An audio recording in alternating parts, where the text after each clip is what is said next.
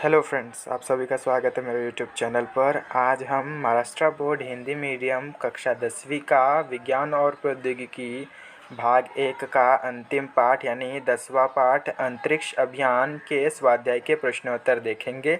स्वाध्याय का पहला प्रश्न है, निम्नलिखित वाक्यों में रिक्त स्थानों की पूर्ति कीजिएगा।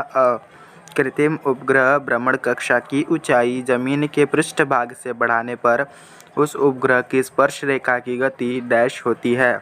इसका उत्तर है कृत्रिम उपग्रह भ्रमण कक्षा की ऊंचाई जमीन के पृष्ठभाग से बढ़ाने पर उस उपग्रह की स्पर्श रेखा के अनुदेश वेग कम हो जाता है। और इसका स्पष्टीकरण आपको स्क्रीन पर दिखाई दे रहा होगा। वीडियो को पॉज करके उसे नोट कर लीजिए। अगला प्रश्न है, मंगलयान का प्रारंभिक वेग यह पृथ्वी के डैश वेग की अपेक्षा अधिक होना आवश्यक है। इसका उत्तर है मंगलयान का प्रारंभिक वेग पृथ्वी के पलायन वेग की अपेक्षा अधिक होना आवश्यक होता है। और इसका स्पष्टीकरण आपको स्क्रीन पर दिखाई दे रहा होगा। अब वीडियो को पॉज करके उसे नोट कर लीजिए। प्रश्न दूसरा, निम्नलिखित कथन सत्य है या असत्य पहचान कर उसका स्पष्टीकरण कीजिएगा।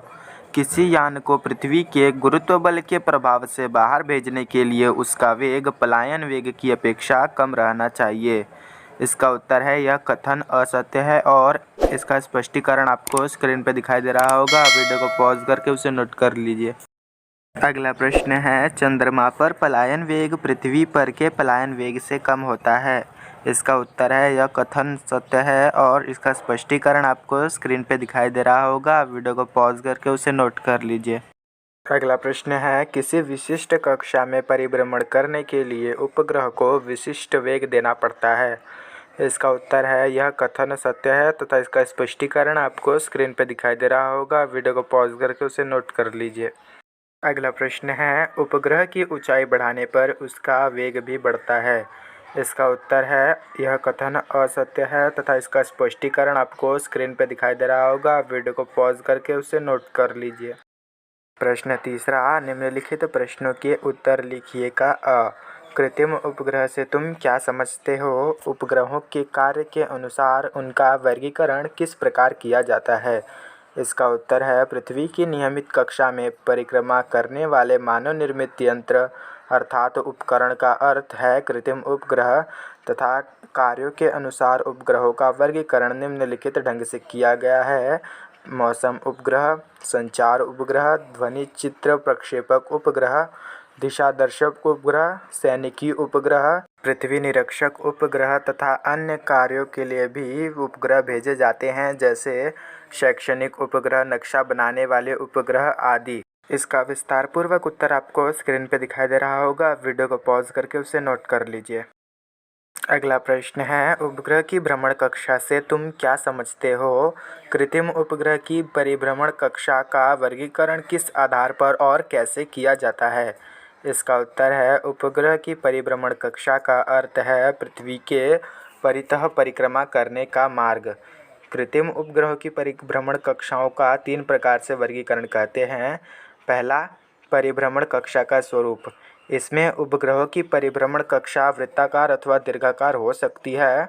तथा दूसरा है परिभ्रमण कक्षा का पृथ्वी के विषुवत वृत्त से बनने वाला कोण। इसमें कृत्रिम उपग्रह की भ्रमण कक्षा विषुवत वृत्त यानी पृथ्वी के मध्य से जाने वाली रेखा के समांतर अथवा कोण बनाने वाली हो सकती है, जैसा कि आपको चित्र में दिखाई दे रहा होगा।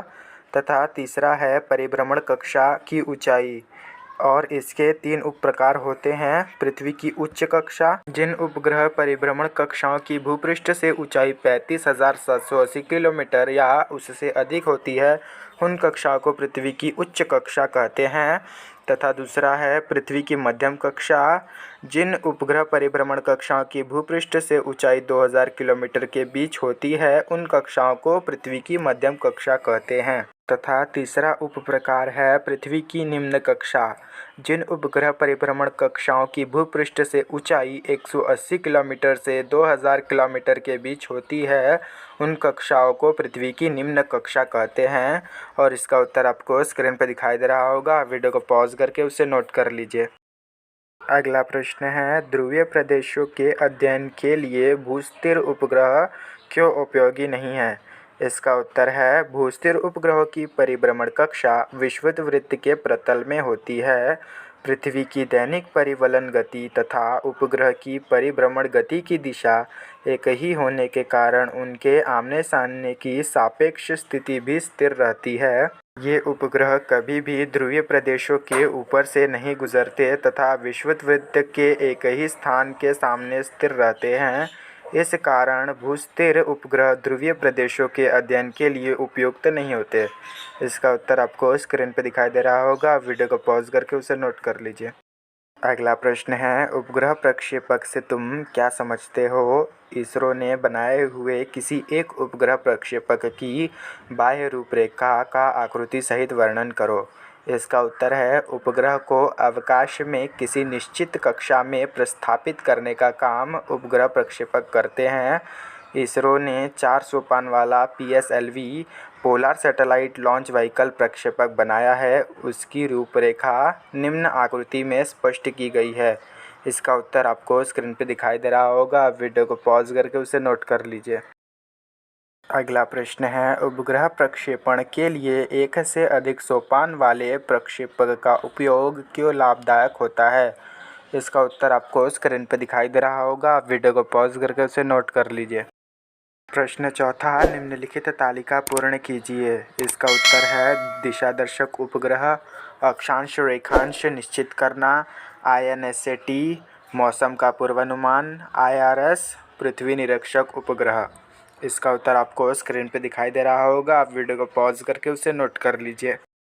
प्रश्न पाँचवा, निम्नलिखित उदाहरण हल करो का पहला, किसी ग्रह का द्रव्यमान पृथ्वी के द्रव्यमान से 8 गुना अधिक है और ग्रह की त्रिज्या पृथ्वी की त्रिज्या से 2 गुना है, तो उस ग्रह के लिए पलायन वेग ज्ञात कीजिए। इसका उत्तर आपको स्क्रीन पे दिखाई दे रहा होगा, वीडियो को पॉज करके उसे नोट कर लीजिए। अगला प्रश्न है, यदि पृथ्वी का द्रव्यमान उसके मूल द्रव्यमान से 4 गुना हो तो 35,780 किलोमीटर की ऊंचाई वाली कक्षा में परिभ्रमण करने वाले उपग्रह को पृथ्वी की एक परिक्रमा करने के लिए कितना समय लगेगा? इसका उत्तर आपको स्क्रीन पर दिखाई दे रहा होगा, आप वीडियो को पॉज करके उसे नोट कर लीजिए। स्वाध्याय का अंतिम प्रश्न है, पृथ्वी के चारों ओर t सेकंड में एक परिक्रमा करने वाले उपग्रह की ज़मीन के पृष्ठभाग से ऊंचाई h1 है तो 2 करनी में 2t यहाँ सेकंड में एक परिक्रमा करने वाले उपग्रह की ऊंचाई कितनी होगी? इसका उत्तर आपको स्क्रीन पर दिखाई दे रहा होगा, वीडियो को पॉज करके उसे नोट कर लीजिए। अगर आप साइंस 2 के सभी पाठों के स्वाध्याय के प्रश्न उत्तर की वीडियो की प्लेलिस्ट देखना चाहते हैं तो आप लेफ़्ट वाली वीडियो देख सकते हैं तथा साइंस 1 के सभी पाठों के स्वाध्याय के प्रश्न उत्तर की वीडियो की प्लेलिस्ट अगर आप देखना चाहते हैं तो आप राइट वाली वीडियो देख सकते हैं।